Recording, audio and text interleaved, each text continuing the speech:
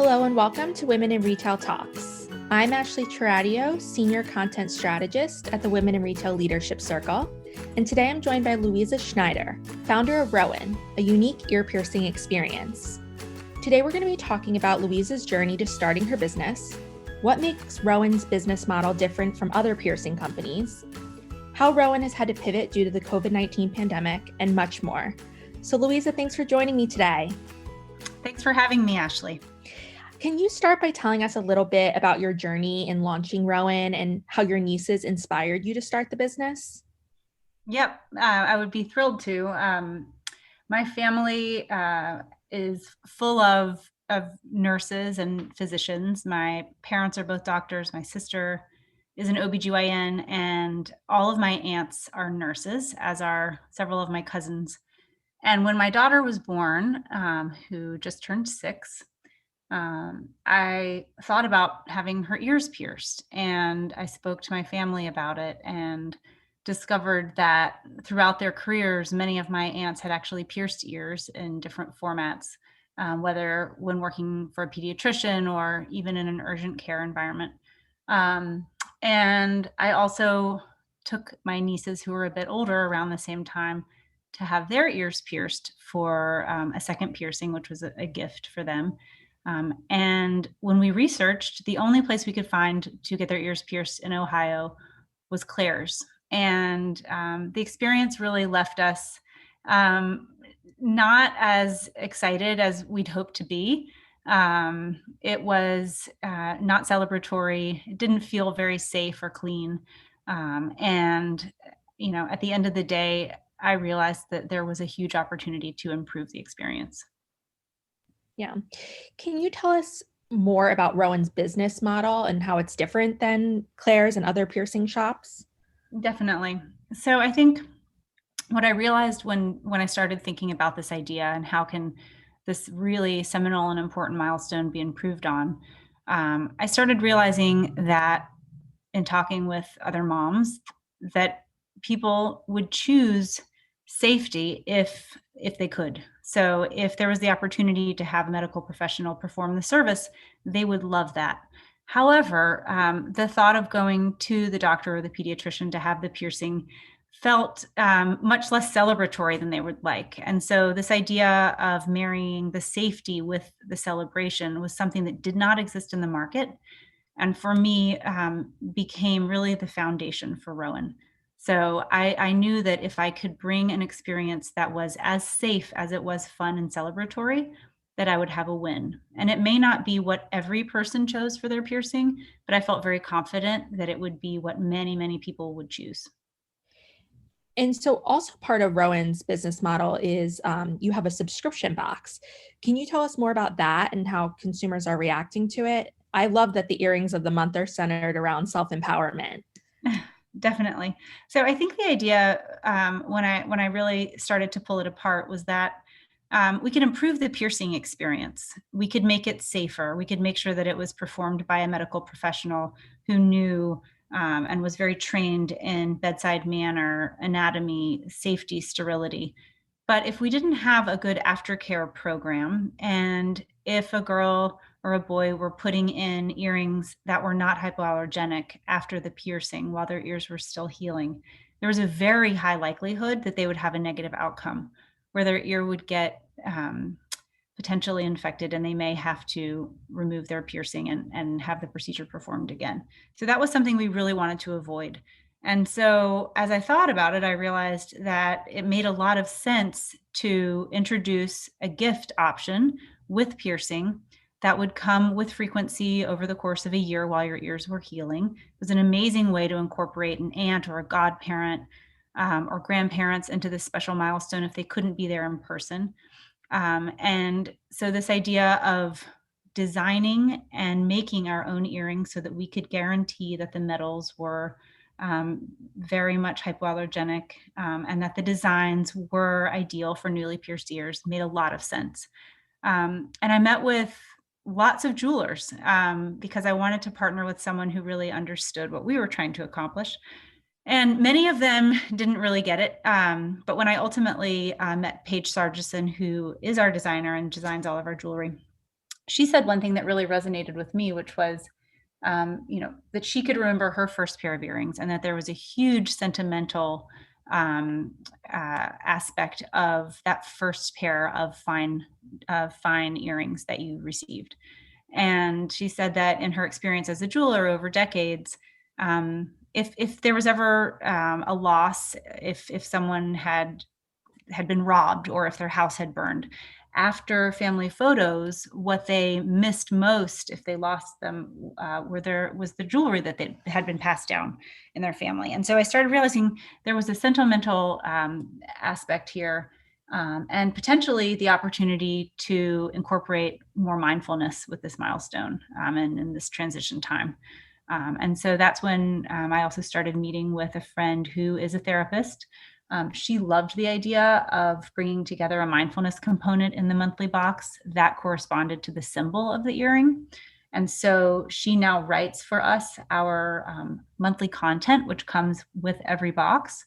And it's really meaningful, I think, for me, getting responses from our customers and how they've interacted with the mindfulness content is some of the most rewarding aspect of Rowan, actually. Yeah, that's so sweet and interesting. So there's been a major shift in customer shopping behavior and retail, especially with, the COVID-19 pandemic. How has Rowan had to pivot?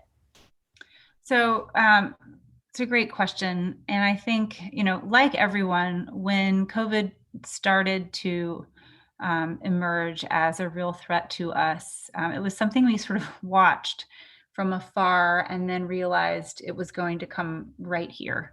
And we had really been focused after launching Rowan on the subscription box aspect of the business. But I always knew that at the core of Rowan was the nurse. And that is what made us different, is that we had prioritized safety as the number one most important thing about our piercing experience. It's what makes us unique.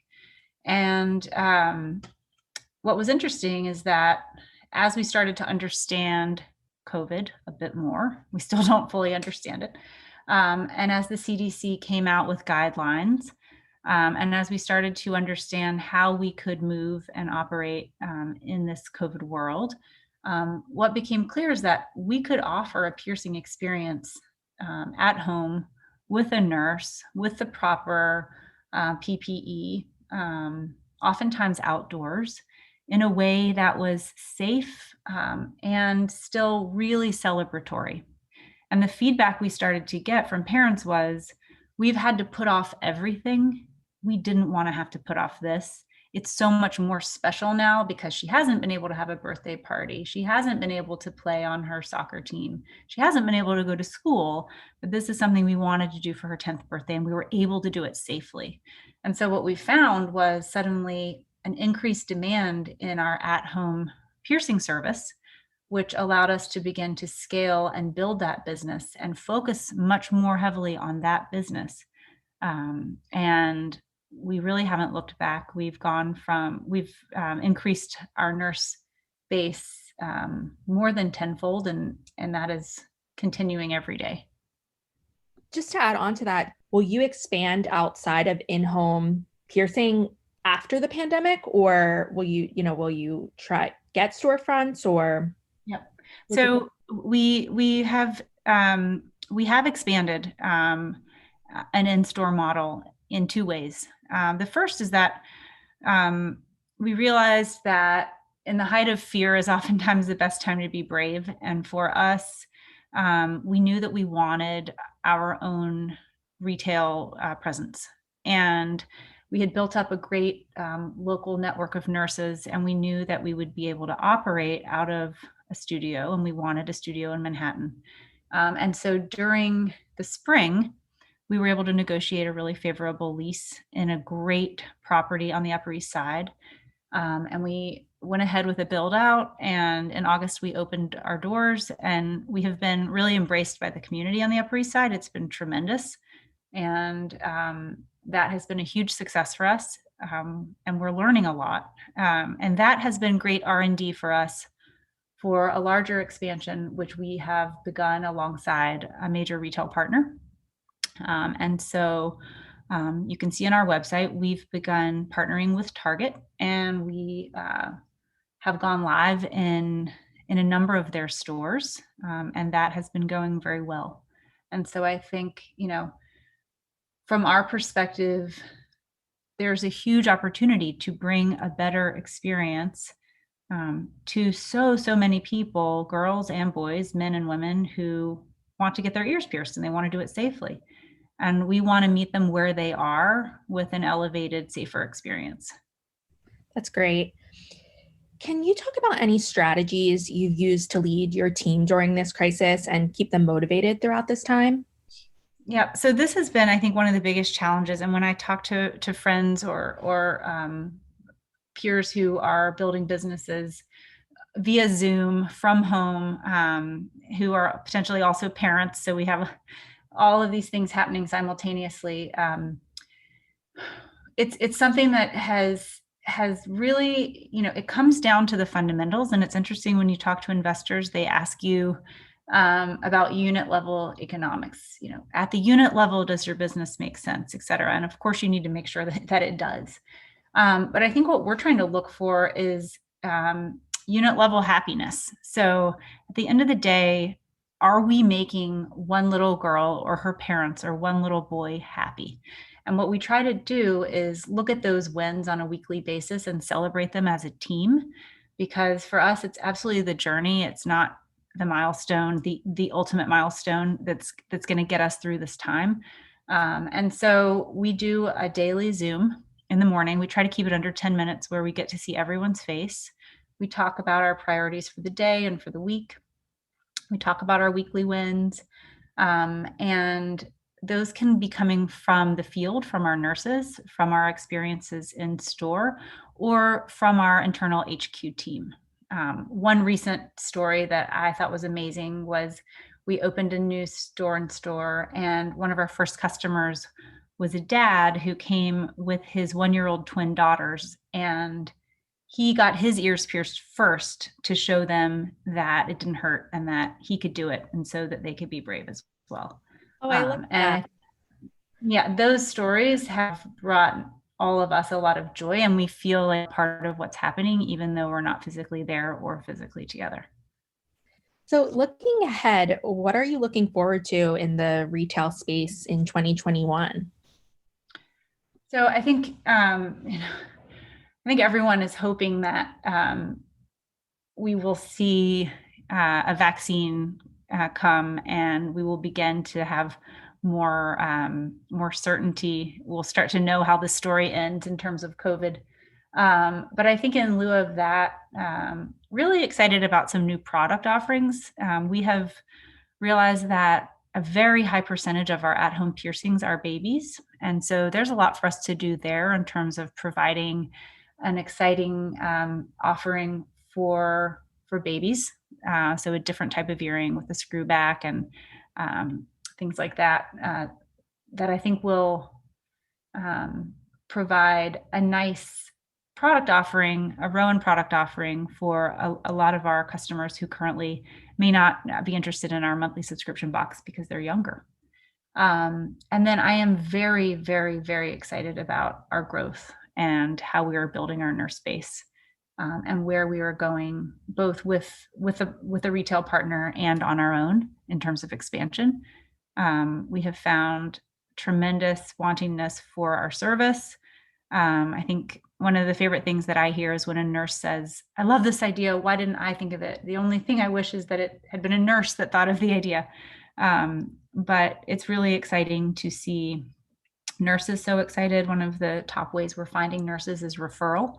And for them, I think having a really positive experience during COVID, an option for them to work in an environment that feels safe but also celebratory, has been a big win. Well, Louisa, thank you so much for joining me on this episode of Women in Retail Talks and sharing about Rowan. It was my pleasure. Thanks so much for having me. Thanks for listening. For more information on this podcast, please check out our podcast channel page at womeninretail.com for show notes. Women in Retail Talks is available on Apple Podcasts, Google Play, Stitcher, and Spotify. Make sure to subscribe on our podcast channel page as well. If you've enjoyed this episode, please take a few moments to rate and review this podcast. Thanks, and until next time, this has been Women in Retail Talks.